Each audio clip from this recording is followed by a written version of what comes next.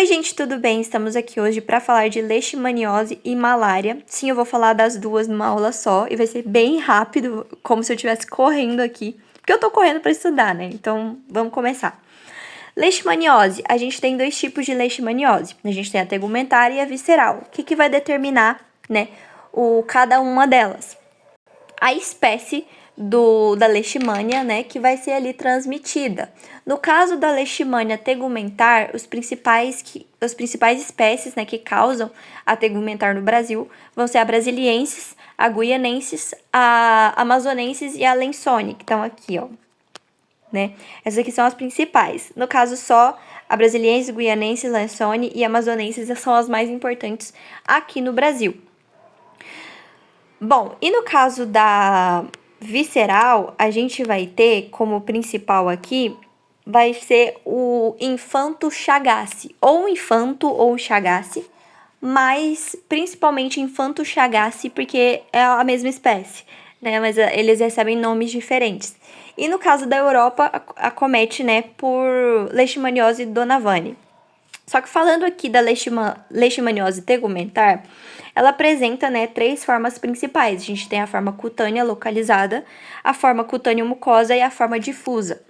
Como que acontece, né, cada uma delas? A gente tem a forma cutânea, que vai estar ali relacionada, né, a uma única ulceração, né, uma lesão ali, que vai ser durinha e restrita, né, ao local onde houve a picada do inseto, que é o vetor, que é esse flebotomínio aqui do gênero Lutsomia, que é chamado de mosquito palha, mas na verdade ele não é um mosquito, né?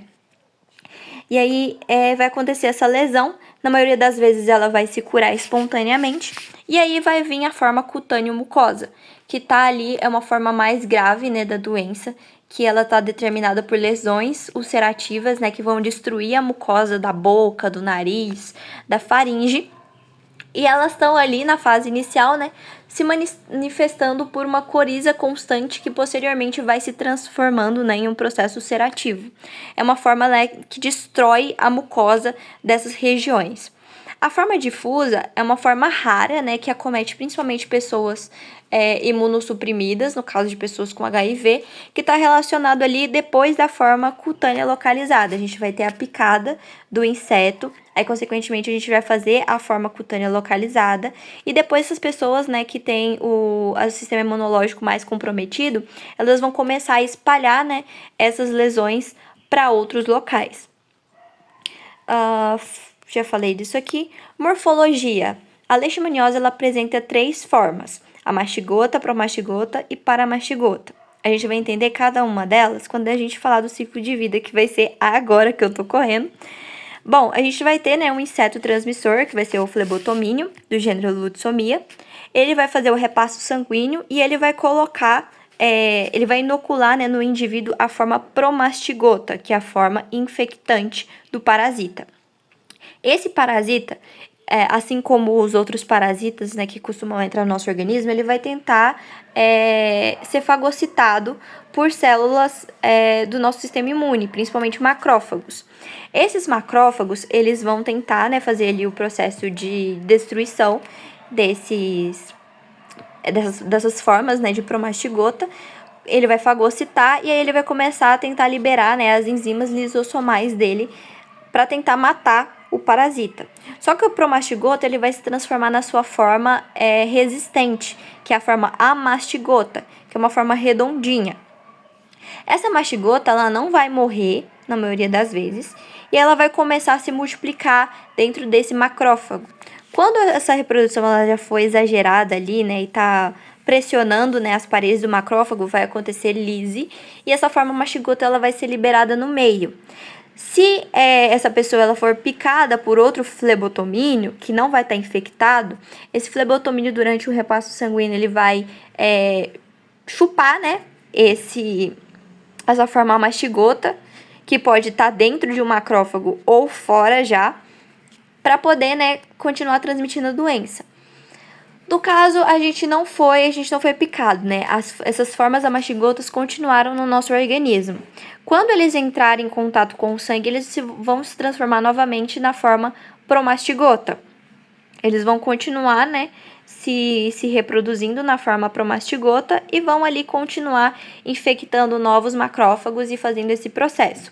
No inseto, a gente tem uma forma específica de reprodução, que é por meio da paramastigota.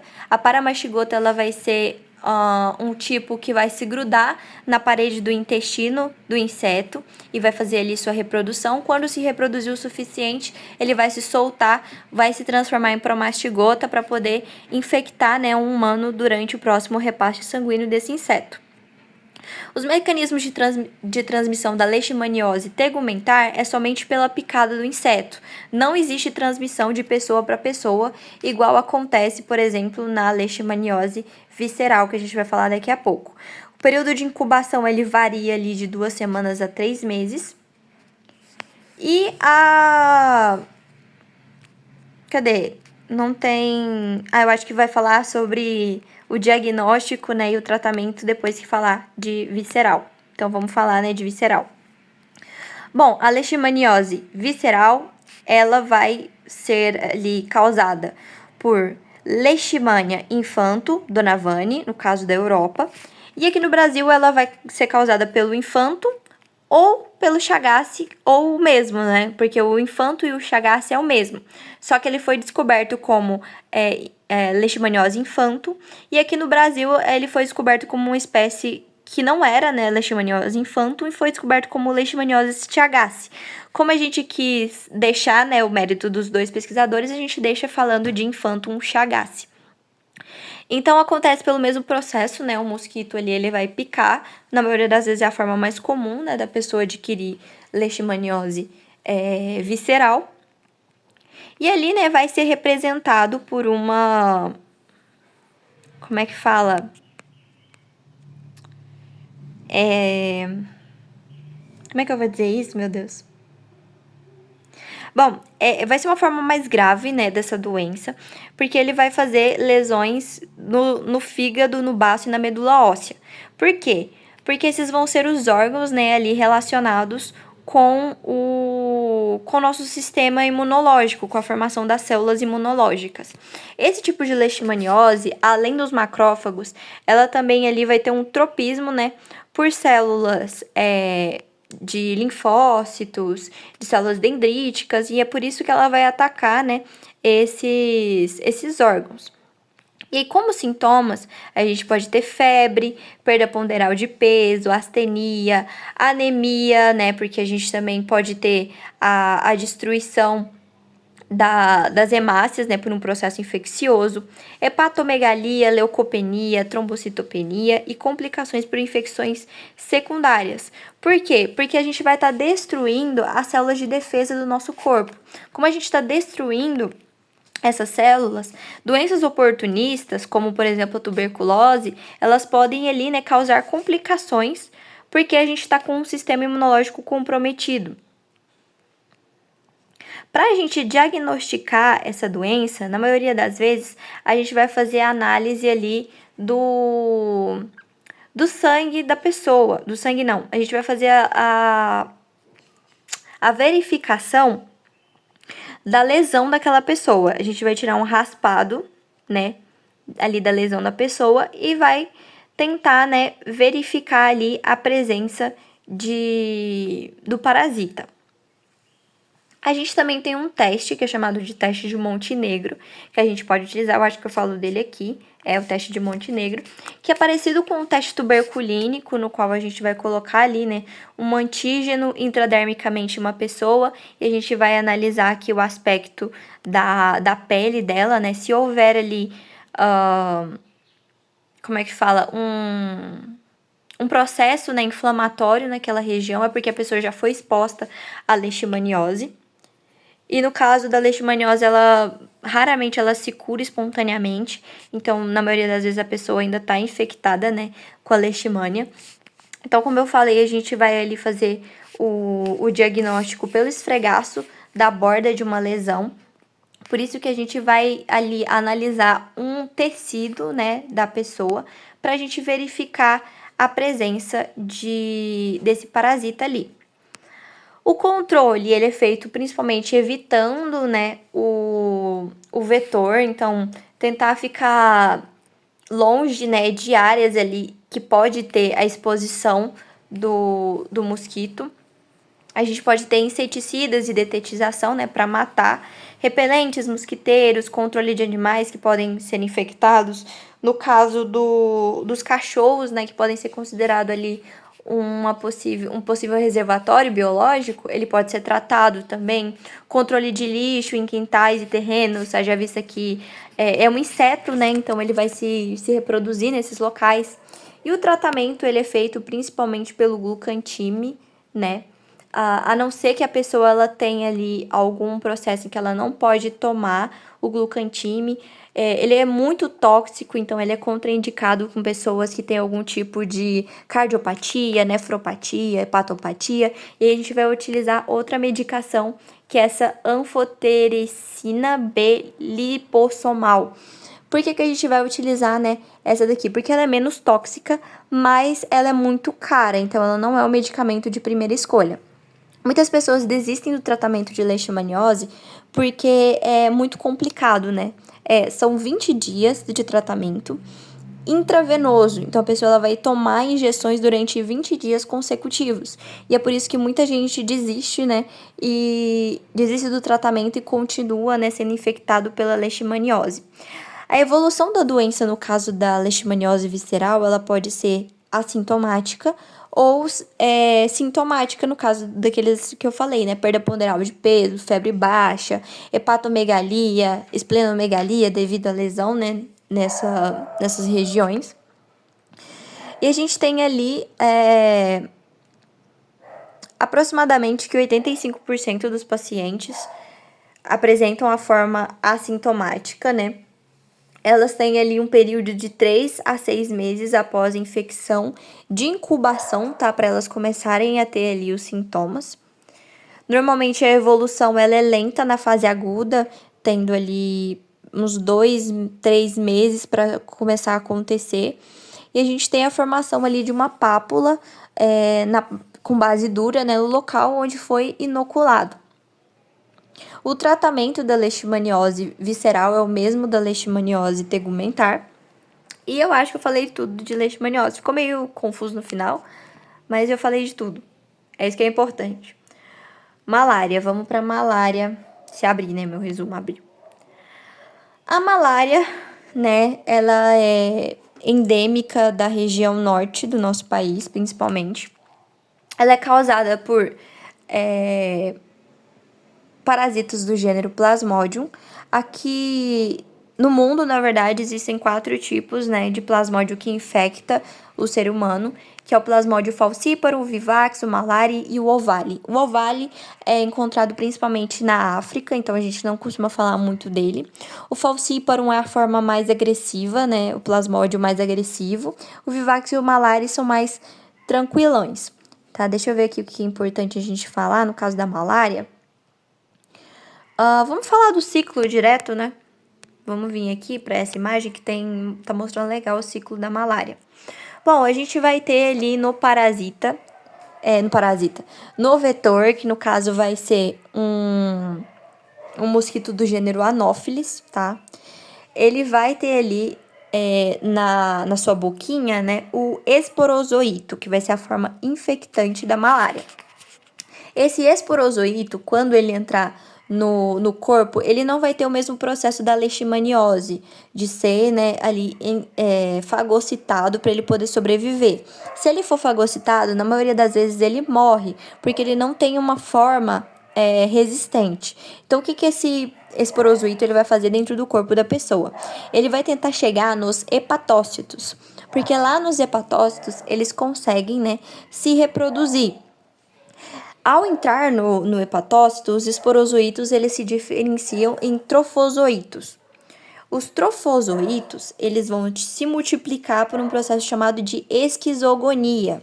Como é que isso faz? Né? Eles vão criar ali grandes pacotinhos, né, que vão ser chamados de esquizontes. E aí eles vão começar, né, a se reproduzir e formar merozoitos. Esses merozoitos, por sua vez, vão infectar eritrócitos, né, as hemácias. E eles vão ali começar um processo de reprodução também por esquizogonia. Quando eles se reproduzem muito, né, por esquizogonia, eles vão ali liberar mais merozoítos e infectar mais eritrócitos.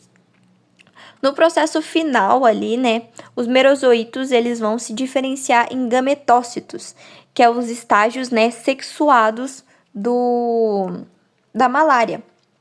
Esses gametócitos, eles podem ali durante o repasto sanguíneo serem ingeridos, né, pelo anófeles, e aí, consequentemente, no organismo do anófeles, esses gametócitos eles vão se dividir em gametócito feminino e gametócito masculino. O gametócito masculino vai se transformar em microgameta e o gametócito feminino vai se transformar em macrogameta. É utilizar a mesma lógica, né, do ser humano. A gente tem o óvulo, que é grandão, e os espermatozoides, que são pequenininhos. Aí eles vão se fundir e virar um zigoto, igual acontece no nosso corpo, né, no corpo humano. Esse zigoto, ele vai se transformar em ocineto, né? Nesse caso, ele já vai sair ali como é que fala? Do estômago, né? Do anófeles. Ele já vai ali se grudar na parede do intestino do anófeles e vai se transformar em ocisto. Ele vai se reproduzir pra caramba, se reproduzir dentro desse ocisto. Quando ele tiver ali saturado, né, de tanto parasita, ele vai se romper e vai liberar formas esporozoítas. Esses esporozoítas vão se reproduzir por esporogonia e vão, né, ali poder infectar outra pessoa.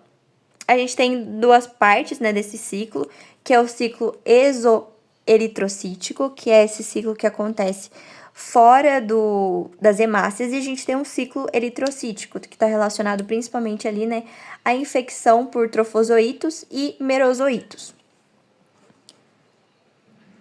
Deixa eu ver o que mais que eu posso falar. Eu acho que transmissão, né? A transmissão, ela pode ser tanto por vetor, né, pela picada de mosquitos, meu Deus, eu tô muito ruim, mosquitos do gênero Anopheles. E aí, também pode ter transfusão sanguínea, compartimento de seringa, acidentes em laboratório. Esses processos todos podem servir também como meio de transmissão. A gente também tem um tipo de transmissão mais rara, que é a vertical, mas acontece muito pouco, né, que é a mãe que transmite para o feto. Morfologia, eu já falei, né, de todos eles. Patogenia. Bom, apenas o ciclo eritrocítico, né, vai causar ali as manifestações clínicas da malária, que vai ser principalmente a febre, né, a febre malárica. Quando a gente vai ter ali a gente tem os períodos de incubação aqui, né, que eu não vou falar de cada um deles, mas a gente tem aqui o acesso malárico, que vai ser causado principalmente pela destruição das hemácias. Quando a gente tem aquele processo, né, de rompimento das hemácias por merozoítos, né, a gente causa ali um processo chamado de acesso malárico, que vai ser essa febre, que ela, com o tempo, né, essa fase inicial da doença, ela não vai ter ali um tempo tão padrãozinho, né, da ruptura das hemácias. Mas com o passar do tempo, esse período ele vai ficar ali cíclico e a gente vai ter ali uma determinação da febre terçã e da febre quartã. Lembrando que o falciparum ele é muito agressivo, então ele vai causar um tipo de febre terçã específica, chamado de febre terçã maligna, que vai ser causado só pelo falciparum. E por que ele é tão, né, agressivo? Porque ele vai fazer as hemácias expressarem moléculas de adesão. Essas moléculas de adesão vão fazer com que as hemácias elas grudem nas paredes, né, do endotélio vascular e, consequentemente, vai promover ali, né, a contenção desses eritrócitos para que eles não vão para o baço, para a gente não conseguir destruir o plasmódio. Isso é uma forma, né, de ele conter, né, a destruição dele no baço. Resistência. Alguns indivíduos eles têm resistência natural à malária. É no caso do que acontece com a ausência de antígenos DUF, né, em hemácias, que são antígenos que são usados para que o plasmódio ele reconheça, né, as hemácias. Se ele não reconhece a hemácia, ele não vai invadir, né? E não vai fazer seu ciclo ali dentro. No caso de pessoas que têm anemia falciforme, também não vai acontecer, elas vão ter resistência à malária, porque a hemácia dela ela não vai ter o formato bonitinho, né? Então, a maioria das vezes, o Plasmodium ele não vai conseguir infectar, ele não vai conseguir entrar dentro da hemácia. E a gente tem aqui, né, a dificuldade de desenvolvimento dos plasmódios dentro de hemácias por enzimas específicas que algumas pessoas podem ter. O diagnóstico ele é feito principalmente pela pesquisa do parasita no sangue, pelo método da gota espessa, né, ou o esfregaço, e a gente vai procurar normalmente a forma de trofozoito, que é essa forma aqui, né, que quando os trofozoitos eles são imaturos ainda, dentro das hemácias, né, eles ficam com esse aspecto aqui de fone de ouvido, né. A gente também pode ter a forma esquizonte e a forma, né, de gametócito. O gametócito ele parece muito uma hemoglobina com aspecto de anemia falciforme, né.